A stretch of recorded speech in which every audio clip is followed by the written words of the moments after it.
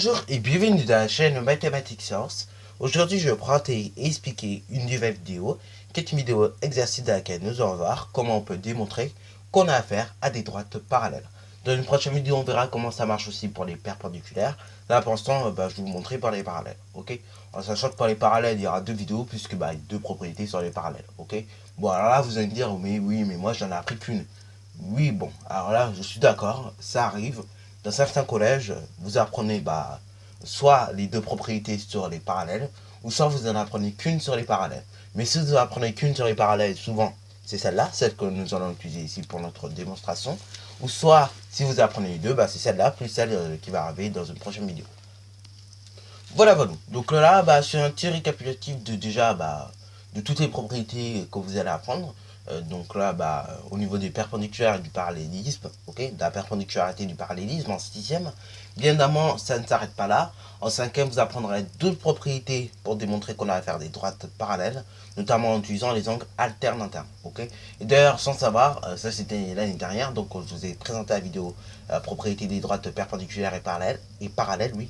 Et bien justement, sans savoir, je vous ai montré une propriété des angles alternes internes, ok. Voilà, voilà, qui est justement utilisé en cinquième, ok. Et d'ailleurs, ces propriétés-là, après, elles permettent de démontrer tout plein de choses derrière, ok. Donc voilà, voilà. Bon, ici, nous allons voir comment, déjà, on pourrait démontrer que les droites D et D', enfin, et data plus précisément, sont parallèles, ok. Donc là, ici, on va voir comment, en gros, on rédige une démonstration. Donc là, je vous laisse mettre la vidéo en pause si vous avez une idée de comment on pourrait démontrer que la droite D est parallèle à la droite delta. Si vous n'avez aucune idée, c'est normal, puisque généralement, quand on est en sixième, c'est rare qu'on sache faire des démonstrations correctes. Bon, sur ce donc, c'est parti mon kiki, et donc allons-y par rapport. Ici donc, le but, il va être de faire une démonstration. Et donc, justement, c'est ça un petit peu le programme de 6e, 5e. C'est que on va vous faire passer dans le langage, enfin d'une géométrie avec les instruments, ok, d'une géométrie où vous avez des instruments, où vous pouvez toujours vérifier les choses avec les instruments, à une géométrie un petit peu plus poussée, c'est-à-dire une géométrie où on démontre des choses, ok. Donc là, les mots démontrer, prouver, qu'est-ce qu'il y en a d'autre? Il y a aussi montrer, etc. Bon, ces mots-là, ne vous inquiétez pas, et c'est des mots que vous voyez tout le temps, ok. Et d'ailleurs, c'est justement ces mots-là, et c'est ça qui nous indique par moment qu'on a affaire à une démonstration, ok. Donc là, du coup, si nous avons démontré, ce qui veut dire que automatiquement, on aura une petite démonstration à faire, ok. Donc là, du coup, voilà, voilà. Un petit truc aussi au niveau des propriétés des droites perpendiculaires et parallèles, parce que bon, si vous n'êtes pas comme, enfin, si vous n'êtes pas comme moi, ça va. Si vous êtes comme moi là, par contre, il faut essayer de trouver une solution. Donc là, justement, si vous êtes comme moi, et justement, c'est-à-dire donc qui a sauté plusieurs niveaux de maths et qui après au final n'a même pas pu apprendre ses propriétés. Voilà, essayez de les apprendre dès que vous pouvez, ok. Mais je vous dis, après les apprendre en 5e, 4e, 3e, c'est galère. Parce que dans les livres de 5e, déjà, ces propriétés-là n'existent plus.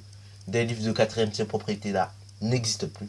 Et en 3e, là, c'est même pas la peine d'en parler, ça n'existe plus du tout, ok. Ou éventuellement, ça peut exister en fin de livre, mais bon, là, dans les nouveaux livres qu'ils font, non, ça n'existe plus, ok. Voilà, voilà. Encore à une époque, on pouvait se fier aux livres, mais là, maintenant, non. Bon, alors donc là, justement, si vous pouvez les apprendre maintenant, apprenez vos propriétés maintenant, ok. Sauf si vous êtes comme moi qui a fait plusieurs groupes de maths et qui malheureusement n'a pas pu apprendre ses propriétés, ok. Donc voilà, voilà. Mais sinon, si vous pouvez apprendre vos propriétés comme ça, et en fait c'est une tâche déjà faite, ok. Donc là, ici, on va mettre tout d'abord, en premièrement, ce que vous savez. Donc là, pareil, pour ceux qui me regardent l'année dernière, vous allez voir un petit changement dans les démonstrations, parce que tout simplement, on va dire, je vais modéliser le prof qui va tout le temps changer les démonstrations, parce que bon, plus vous allez changer de prof de maths, et plus vous n'allez pas avoir la même manière de démontrer, ok. Donc du coup, c'est pour ça que vous allez voir une manière différente.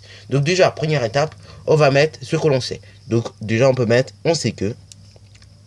Ah oui, je sais l'année dernière, je disais pas on sait que, mais je disais je sais que, ok. Donc on sait que. Et donc là, on met tout ce qu'on sait. Donc là, on sait que justement la droite delta prime est perpendiculaire à la droite D, et ainsi la droite delta est perpendiculaire à delta prime. Ok.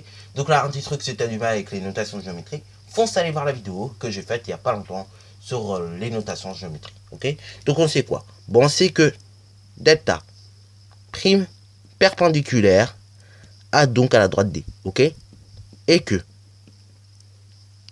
Et que, bah, du coup, qu'est-ce qui se passe? Bah, que également la droite delta perpendiculaire à delta prime. Ok, voilà, voilà. C'est tout ce qu'on sait et bon, au niveau de la figure. Ok. Alors là, un petit truc également que je vous dis, effectivement, on va apprendre à passer d'une géométrie un petit peu plus. Enfin, de la géométrie où vous perceptionnez les choses, voilà. Donc, vous voyez trop le mot. Donc, de la géométrie perceptionniste à une géométrie bah, un petit peu plus démontrée. Ok. Donc là, bien évidemment, il ne faut pas se fier à ce qu'on voit, il faut se fier et bah, à ce qu'on sait. Ok. Donc là, on sait qu'on a des angles droits et des droites qui se coupent en formant des angles droits, il n'y a pas 150 000 longs et bah c'est des droites perpendiculaires, ok. Donc là bah du coup voilà, c'est tout ce qu'on sait pour l'instant. Deuxième étape, on cite la propriété. Alors donc là il y a plusieurs manières de citer une propriété dans une démonstration. Là cette année je vais changer un petit peu. L'année dernière je mettais directement d'après la propriété et puis on citait la propriété, ou bien d'après la définition, tout dépendait. Mais là cette année je vais changer un petit peu la manière. Je vais tout simplement introduire ça par or. Ok. Alors là, bien évidemment, ça dépend du prof de maths. Voilà, vous pouvez ne pas mettre or, mais mettre un autre bon. Ok. Donc là, bah, du coup, on sait que delta prime est perpendiculaire à delta et que la droite delta est perpendiculaire à delta prime. Or, donc là, on cite la propriété. Si deux droites sont perpendiculaires à une même troisième, alors, bah, du coup, on a affaire à des droites parallèles, ok. Et donc, bah, du coup, les deux droites sont parallèles entre elles. C'est ça que je veux dire par là. Donc, du coup, bah, je vais écrire en brut, ok, noir sur blanc, ok. Comme ça, après, bah, je vais vous la surligner. Et comme ça, si vous ne pouvez pas l'apprendre, parce que vous êtes un petit peu comme moi, c'est-à-dire que vous avez sauté plusieurs niveaux de maths et vous n'avez pas eu le temps de l'apprendre en sixième, mais vous êtes encore en train de l'apprendre ou essayer de l'apprendre, et bah, je vous la surligne. Comme ça, bah, vous allez bien comprendre le principe. Voilà, voilà. Bah, du coup, je vous ai mis la propriété bah, brute, ok, comme elle est dit plus ou moins dans le cours, ok. Donc là, bon, évidemment, il y a des petites nuances de mots qui sont faites par moment entre moi et ce que va dire le prof. Mais voilà, voilà, ça c'est la propriété plus ou moins dite par le prof, ok. Bon, alors donc là, bah, du coup, voilà, voilà, vous voyez qu'une propriété quand même c'est fait en deux parties. Vous avez une partie, ce qui se passe quoi en gros. Donc, si vous avez telle chose, et après, du coup, bah, vous avez une deuxième partie, bah, on va dire un petit peu plus conclusion, ok. C'est-à-dire, bah, du coup, ce qui va se passer si on a ça, ça, ok. Donc, en gros, la conséquence bah, de ce qui se passe à partir bah, du moment où on a telle chose, ok. Donc là, bah, la deuxième partie, c'est la conclusion, si vous voulez, ok, c'est la conséquence. Donc, du coup, bah, ça, du coup, c'est comme ça que former une propriété, toujours en deux parties. La première partie, bah, ce qui va se passer, enfin, ce qu'on a plus précisément, et la deuxième partie, bah, la conséquence, ok. Voilà, voilà. Bon, bah du coup, voilà, voilà. Une fois que cela est fait, et ben maintenant, il ne reste plus qu'à conclure, ok. Et donc là, c'est comme ça qu'on rédige une démonstration. Et la conclusion, bah, on va tout simplement mettre donc, ok. Parce que donc, et bah, c'est le mot le plus utilisé en sciences, ok. Donc du coup, et bah, qu'est-ce qu'on peut conclure? Et bah, on cherchait à démontrer quoi? Bah, on voulait démontrer que D et delta, pardon, sont parallèles, ok. Donc du coup, on peut mettre quoi? Que D est parallèle à delta. Ok. Vous voyez comment, justement, j'ai utilisé une notation mathématique pour faire ma démonstration. Alors là, bien évidemment, c'est pas obligé d'utiliser une notation mathématique. Mais je vous dis, ça vous fait gagner du temps et puis voilà. Et puis à force, plus ça va, plus vous me utilisez une notation mathématique. Comme ça, au moins, bah, lors des contrôles, vous ne faites pas allumer quoi. Et au moins, vous savez que vous connaissez en plus. Ok. Parce qu'après, plus ça va aller, plus il va falloir que vous compreniez les notations. Ok. Donc, bah, vaut mieux les utiliser déjà et après, bah, éventuellement, voilà, voilà, comme ça un jour si vous avez à comprendre les notations, et bah du coup vous les comprendrez plus facilement, ok. Donc voilà, voilà, bah, ça c'est la petite démonstration qu'on fait en sixième.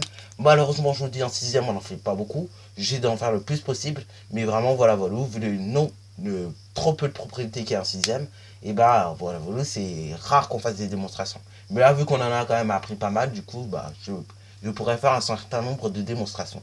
Bon, sur ce donc, deux prochaines vidéos apparaîtront sur la chaîne également, donc soit ce soir, soit demain, pour vous montrer également comment on peut faire une démonstration pour voir qu'on a bien de droite parallèle à nouveau, ou bien de droite perpendiculaire ce coup-ci.